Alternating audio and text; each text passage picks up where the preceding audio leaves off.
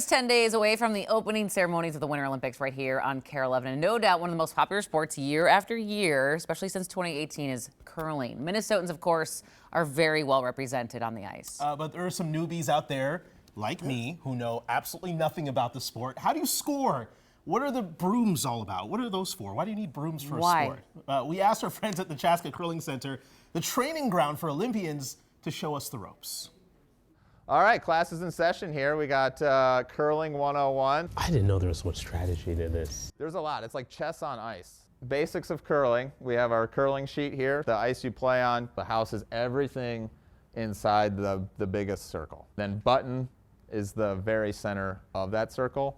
2 teams. Each team has 8 rocks or stones, and there's 4 people per team. So you got skip. They're the captain of the team. So the other 3 positions alternate between throwing and sweeping. On sweeping, they're really more moving debris, and then the other one's really the one carving the ice. And then the skip's also watching that rock as it's coming down the ice. When they're yelling, curl, curl. If this was curling this direction, you would want to sweep that way if you're trying to get it to curl. But I've always thought they were actually using brooms. So they used to. Curling was originally used with those brooms. So for scoring, the key is anything inside the house would be potentially scoring. It's not like darts where you have different point values for the different areas, but you need to be closest to the center. Red is the closest, then they get a point for being the closest, and they would get a point for each additional rock that's closer than the other team's closest rock.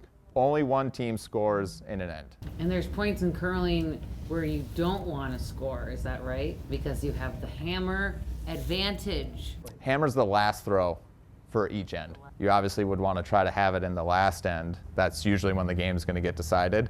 We got it. We graded on a curve. There it is. This is why it's a fun class, because we all can have a good time and a good laugh, and that's why we curl. We learned a lot. We were students of the game that day. It's a lot. So save this video. We'll post it on KARE11.com. Yes. So once curling actually starts, you can be like, oh yes. And actually, curling starts before the opening ceremony on the 5th. Our mixed doubles team is going to be playing, so it'll be fun to watch. That's right. So coming up in the next half hour, we're going to actually step onto the ice. We're going to get a crash course on form and technique. That's coming up at 5:30. And today is my last day here on Sunrise before I have to like pack and get my life in order for 2 days. I fly out Friday. So follow my social pages, follow everything. We're going to have exclusive coverage of the games and behind the scenes right here on Sunrise.